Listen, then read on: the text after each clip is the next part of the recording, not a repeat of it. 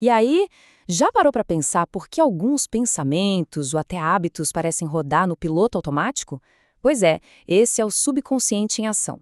É aquela parte da mente que opera nos bastidores, sabe? Mas que tem um poder gigantesco sobre o que a gente faz e sente. Agora, e se fosse possível dar uma mãozinha para ele? Influenciar de um jeito positivo?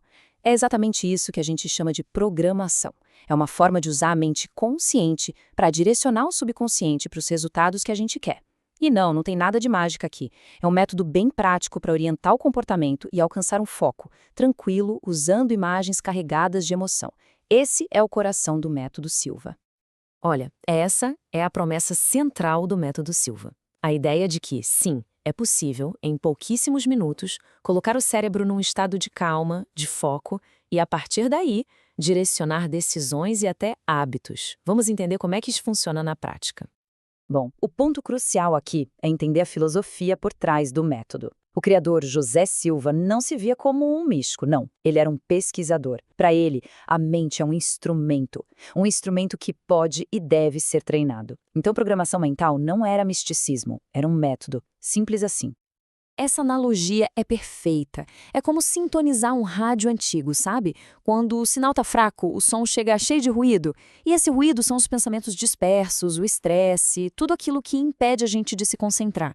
Mas, com a sintonia certa, a mensagem fica cristalina. O processo que a gente vai ver aqui é sobre aprender a encontrar essa sintonia, a calibrar a percepção e a resposta. Ok, então vamos para a parte prática. O método é dividido em 4 passos bem simples, bem diretos. Eles foram desenhados para serem feitos em poucos minutos, mas com um efeito profundo. E o melhor, é acessível para qualquer pessoa. A base de tudo isso é o que chamamos de estado alfa. Nosso cérebro funciona com diferentes frequências de ondas, certo? E as ondas alfa estão associadas a um estado de relaxamento, mas também de foco e criatividade. É nesse estado que a mente fica mais receptiva quando o corpo desacelera e a atenção se volta para dentro. É nesse estado de calma alerta que a programação funciona de verdade. E olha, não é dormir, tá? É estar presente, só que do lado de dentro. Então aqui está o mapa do processo. Primeiro, relaxar e entrar nesse estado alfa. Segundo, criar a cena, ou seja, visualizar o resultado que se quer. Terceiro, dar o comando, usando uma frase curta para selar a intenção. E quarto, e muito importante, ancorar o estado, criando um gatilho para acessar esse foco rapidamente durante o dia. O primeiro passo é simples: desacelerar de fora para dentro. Porque um corpo relaxado é o portal para uma mente focada. A posição confortável, a respiração suave, tudo isso prepara o terreno. E a contagem regressiva é uma ferramenta ótima para aprofundar. No 3, se imagina um relaxamento passando pelo corpo. No 2, a gente libera as tensões da mente. E no 1, a gente chega nesse estado de presença calma. Com o terreno fértil preparado, é hora de plantar a semente. O cérebro aprende por experiência, seja ela real ou simulada com emoção. Por isso, a cena interna precisa ser clara, acontecer no presente e, o mais crucial, ser sentida como se fosse real. Envolver os sentidos e, principalmente, a emoção que combina com o resultado é uma forma de treinar o cérebro para o sucesso.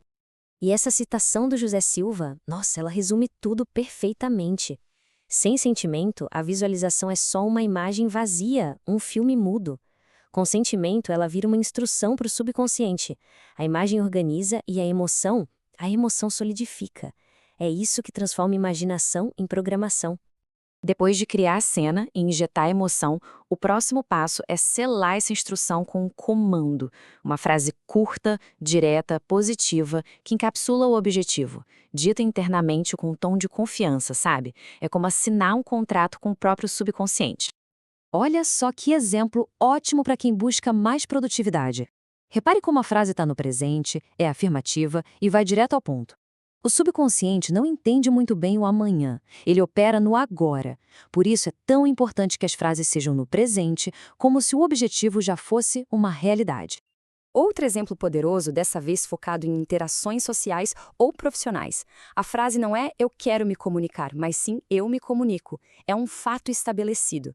Isso porque o subconsciente não entende o conceito de querer, ele entende o que é.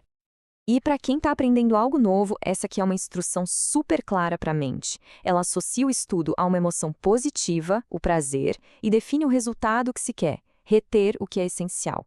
Faz todo sentido, né? O subconsciente aprende muito mais rápido quando tem uma emoção positiva junto. E esse último passo é o que torna um método tão prático para o dia a dia. Ao conectar o estado mental a um gesto físico simples, cria-se uma âncora, um atalho para o subconsciente. Esse gesto vira um tipo de botão que permite voltar para aquele estado de foco e calma rapidinho, sempre que for preciso. Tá, mas como é que a gente aplica isso em diferentes áreas da vida? A beleza do método está justamente na sua adaptabilidade. O mesmo processo de 4 passos pode ser ajustado para objetivos de estudo, de saúde ou de carreira. Olha só que interessante. Aqui a gente vê como a combinação da visualização com o comando cria uma instrução super clara para o subconsciente. Para o estudo, a cena é de clareza, e o comando reforça isso.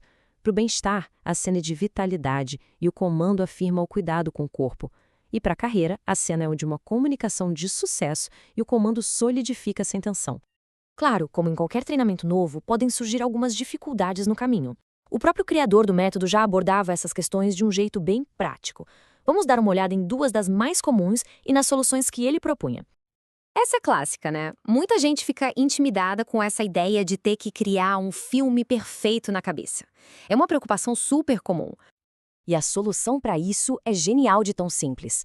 É tipo cozinhar. Se falta um ingrediente, dá para usar outro? Se a imagem não vem com nitidez, tudo bem. O foco pode ir para a sensação de confiança no corpo, ou para o som de uma conversa fluindo bem, para as palavras que seriam ditas. O que importa mesmo é que a mente sinta aquela realidade desejada de um jeito que pareça real. Quem nunca, né? A gente se enche de boas intenções, mas aí vem a dificuldade de manter a consistência. Na correria do dia a dia, é muito fácil esquecer de fazer a prática, mesmo ela sendo tão curtinha. A resposta aqui é deixar o ritual óbvio. É como deixar a roupa da academia pronta na noite anterior. Usar gatilhos no ambiente, como um pequeno lembrete visual ou um alarme discreto, ajuda muito. Outra estratégia poderosa é associar o gesto âncora a um hábito que já existe, como sentar na mesa de trabalho. Isso ajuda demais a construir a constância. O espírito do método é esse: testar, ajustar, simplificar e aplicar. Não é sobre ser perfeito, é sobre progredir. Por isso, a proposta é tratar isso como um pequeno experimento de 7 dias. Um compromisso leve, mas firme, para transformar o conceito em um hábito real. O plano de ação é simples, mas muito poderoso. 2 sessões curtinhas por dia para direcionar e consolidar. Um registro mínimo, só para criar evidência e ver o progresso. O uso da âncora durante o dia para reforçar a programação. E no final da semana, o ajuste. É um ciclo de treinamento, não um lance de sorte. O sucesso aqui não tem a ver com talento, mas com prática. E a gente termina com essa provocação final. A mente é como um jardim. Se a gente não planta as flores que quer, as ervas daninhas crescem sozinhas, por conta própria. A ideia é que, se nada muda por dentro, o lado de fora tende a repetir os mesmos padrões de sempre. Mas quando se escolhe ativamente a imagem, a emoção e o comando, o sistema interno começa a buscar caminhos que combinem com essa nova sintonia.